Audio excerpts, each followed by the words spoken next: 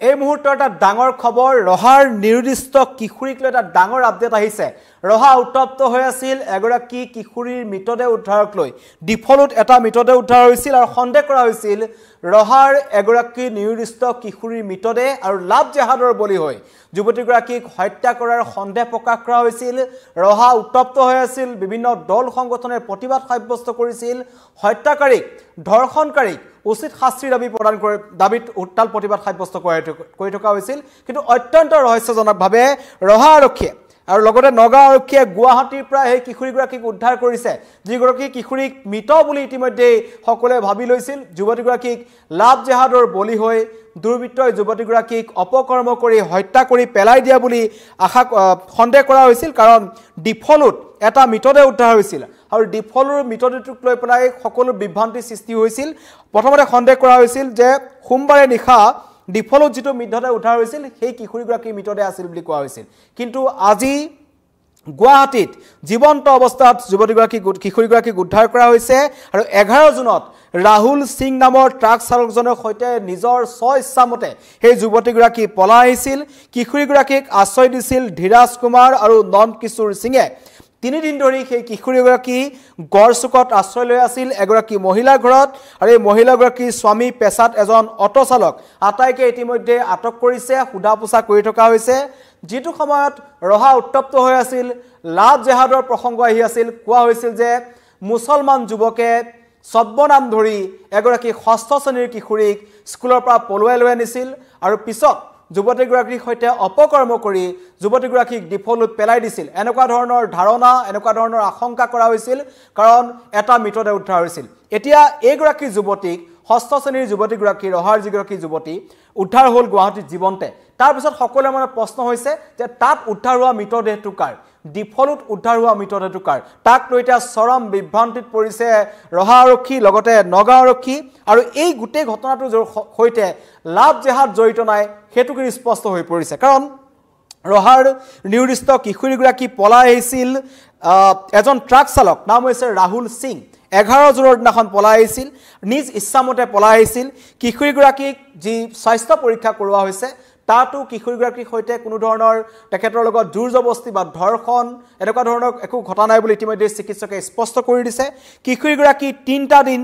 গড়চুকত আশ্ৰয় লৈ আছিল এগৰাকী মহিলাৰ ঘৰত আছিল কিশোৰীগৰাকী আৰু তাত সহায় কৰিছিল এই ৰাহুল সিঙক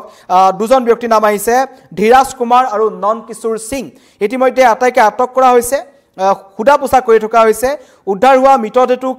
যেটো মৃতদেহ ডিফলত উদ্ধাৰ হৈছে সেই মৃতদেহটো এতিয়া কাৰ তাক লৈ বিভ্ৰান্তিত পৰিছে ৰহা আৰক্ষী এটা ডাঙৰ আপডেট আহিছে যেটো সময়ত মধ্য অসম বিশেষকৈ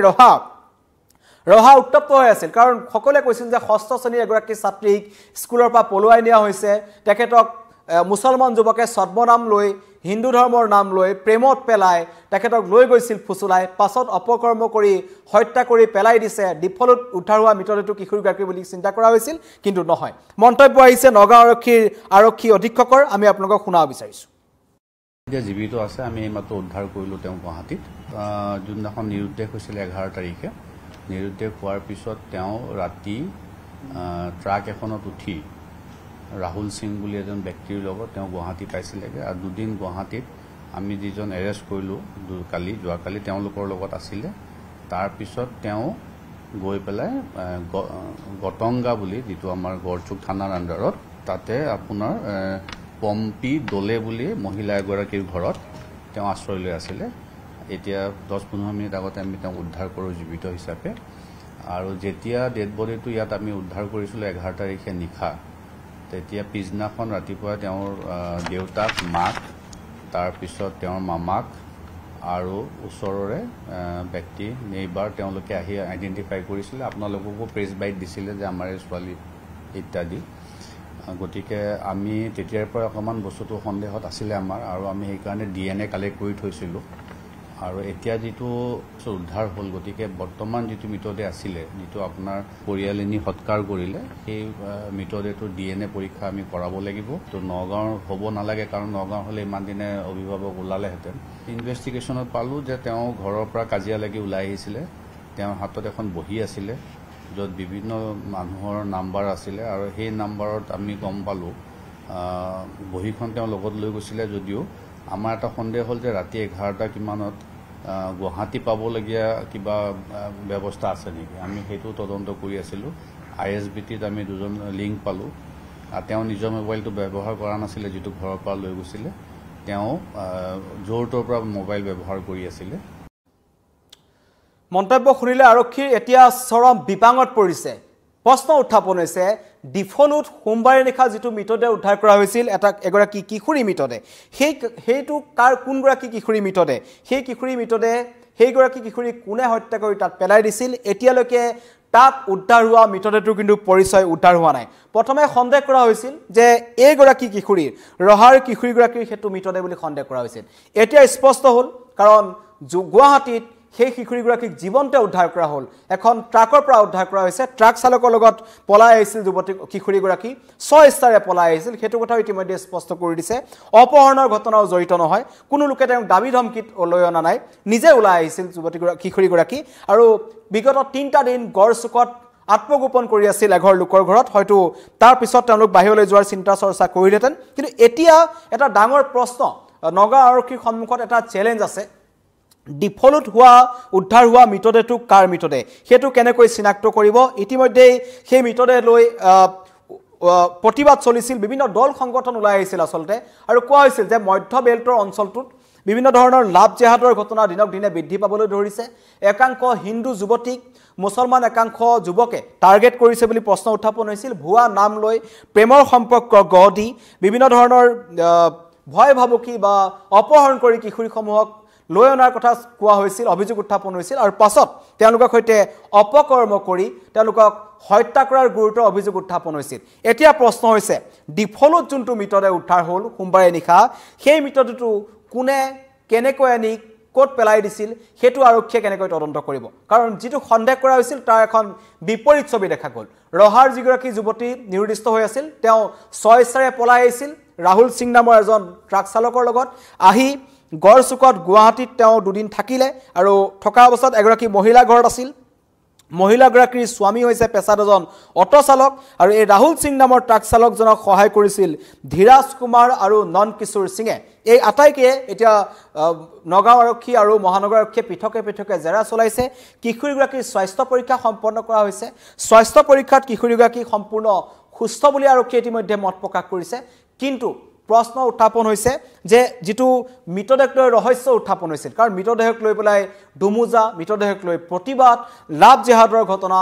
ইয়াত কোনটো চক্ৰ জড়িত হৈ আছে এইবোৰ কথা প্ৰসংগ আহিছিল কিন্তু সকলো একেবাৰতে নাইকিয়া কৰি পেলাইছে এই কিশোৰীগৰাকী যেটা উদ্ধাৰ হ'ল জীৱন্ত উদ্ধাৰ হৈছে তাকো সন্দেহ কৰাইছিল লাভ জেহাদ ঘৰত কন্দা কটা পৰিয়ালৰ লোক ওলাই আহিছিল গাঁওবাসী ওলাই আহিছিল বিভিন্ন দল সংগঠন ওলাই আহিছিল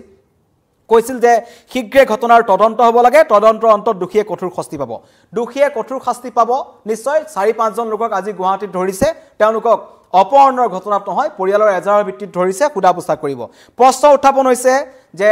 ডিফলুট উদ্ধাৰ হোৱা মৃতদেহটো কাৰ হেতু নগাঁও আৰক্ষীয়ে কেনেকৈ প্ৰতিপন্ন কৰিব হেতু নগাঁও আৰক্ষীৰ সন্মুখত ডাঙৰ চ্যালেঞ্জ ইতিমধ্যে মৰণোত্তৰ পৰীক্ষা সম্পন্ন কৰা হৈছে সেইগৰাকী কিশোৰীক অন্য ঠাইত হত্যা কৰি ডিফলুট পেলাই দিয়া হৈছিল নেকি এনে কেতবোৰ প্ৰশ্ন উত্থাপন হ'ব আৰক্ষী তদন্তত পোহৰলৈ আহিব কিন্তু নগাঁও আৰক্ষীয়ে এতিয়ালৈকে এই ঘটনাত জড়িত কাকো গ্ৰেপ্তাৰ কৰিবলৈ সক্ষম হোৱা নাই আটক কৰিবলৈ সক্ষম হোৱা নাই তেনে পৰিস্থিতিত এতিয়া সমগ্ৰ ঘটনাটো আকৌ নতুনৰ পৰা আৰম্ভ কৰিব লাগিব নগাঁও আৰক্ষীয়ে এই যুৱতীগৰাকীৰ সৈতে জেৰাৰ অন্তত সকলো কথা স্পষ্ট হ'ব কিন্তু তাতকৈ ডাঙৰ কথা যে এতিয়া এই সমগ্ৰ ঘটনাটো নগাঁও আৰক্ষীৰ কাৰণে এটা মূৰৰ কামৰণি হৈ পৰিব ইতিমধ্যে বিভিন্ন দল সংগঠনে কৈছে যে এই ঘটনাটোৰ লগত লাভ জেহাদ জড়িত হৈ আছিল কিন্তু লাভ জেহাদৰ ঘটনা নহয় বুলি ইতিমধ্যে প্ৰমাণ হৈছে লগতে অপহৰণৰ ঘটনা নহয় বুলি প্ৰমাণ হৈছে কিশোৰীগৰাকীক আজি স্বাস্থ্য পৰীক্ষা কৰাৰ অন্তত খুদা পোছা কৰাৰ অন্তত হয়তো পৰিয়ালৰ লোকক সমজাই দিয়া হ'ব কিন্তু সেই অঞ্চলটো দীৰ্ঘদিন ধৰি কিছুমান মানৱ সৰবৰাহকাৰী চক্ৰ জড়িত হৈ আছে এই বিশেষকৈ মধ্য বেল্টৰ অঞ্চলটোৰ কথা কৈছো ৰহা নগাঁও মৰিগাঁও এই অঞ্চলসমূহত দীৰ্ঘদিন ধৰি একাংশ সন্দেহজনক নাগৰিকৰ দপদপনি দেখিবলৈ পোৱা গৈছে যিবোৰ এনেকুৱা ধৰণৰ মানৱ সৰবৰাহকাৰী চক্ৰ হওক লাভ জেহাদৰ ঘটনা হওক অন্য একাংশ ঘটনাৰ সৈতে জড়িত হৈ আছে যাৰ কাৰণে চিন্তাৰ কথা কিন্তু এই মুহূৰ্তৰ ডাঙৰ আপডেট জনাইছো যিসকল আমাৰ লগত নতুনকৈ লাইভত জড়িত হৈছে ৰহাৰ পৰিস্থিতি আপোনালোকে দেখি আছিল দুদিন ধৰি ৰহা উত্তপ্ত হৈ আছিল আৰু তাৰ কাৰণ আছিল এগৰাকী কিশোৰী নিৰুদ্দেশ হৈছিল আৰু সন্দেহ কৰা হৈছিল যে তাৰে এজন স্থানীয় যুৱকে মুছলমান যুৱকে হিন্দু পৰিচয় দি যুৱতীগৰাকীৰ সৈতে প্ৰেমৰ সম্পৰ্ক গঢ় দিছিল আৰু তাৰ পিছত ফুচুলাই যুৱতীগৰাকীক লৈ আনিছিল আৰু পৰৱৰ্তী সময়ত যুৱতীগৰাকীক অপকৰ্ম কৰি হত্যা কৰিছিল উত্তপ্ত হৈ আছিল আৰু তাৰ মাজতে সোমবাৰে নিশা ডিফলুত এটা মৃতদেহ উদ্ধাৰ হ'ল কিশোৰী মৃতদেহ সকলোৱে ধাৰণা কৰি ল'লে যে এইগৰাকী কিশোৰীৰ মৃতদেহ সেইটো মৃতদেহ আৰক্ষীয়ে মৃতদেহ উদ্ধাৰ কৰিলে তদন্ত কৰিলে দল সংগঠন ওলাই আহিলে স্থানীয় মহিলা ওলাই আহিলে গাঁওবাসী ওলাই আহিলে তাৰ মাজতেই আজি নগাঁও আৰক্ষীয়ে গুৱাহাটীত সেইগৰাকী কিশোৰীক জীৱন্ত উদ্ধাৰ কৰিলে আৰু যুৱতীগৰাকী নিজ ইচ্ছামতে ৰাহুল সিং নামৰ এটা ট্ৰাক চালকৰ লগত পলাই আহিছিল আৰু গড়চুকত 3 দিন লুকাই আছিল তাৰ পৰা স্পষ্ট হ'ল যে সেই কিশোৰীগৰাকী লাভ জেহাদৰ হেৰিত পৰা নাই লাভ জেহাদৰ পাল্লাত তেওঁ পৰা নাই তেওঁ নিজে পলাই আহিছিল এতিয়া প্ৰশ্ন হৈছে ডিফলুত উদ্ধাৰ হোৱা মৃতদেহটো কাৰ সেইটো নগাঁও আৰক্ষীয়ে বিচাৰি উলিয়াব লাগিব অতি শীঘ্ৰে সেই মৃতদেহটো এগৰাকী কিশোৰী সেইগৰাকী কিশোৰীক ধৰ্ষণ কৰি হত্যা কৰা হৈছিল নেকি সেইগৰাকী কিশোৰী লাভ জেহাদৰ বলি হৈছিল নেকি সেইটো এতিয়া নগাঁও আৰক্ষীয়ে প্ৰতিপন্ন কৰিব লাগিব ধন্যবাদ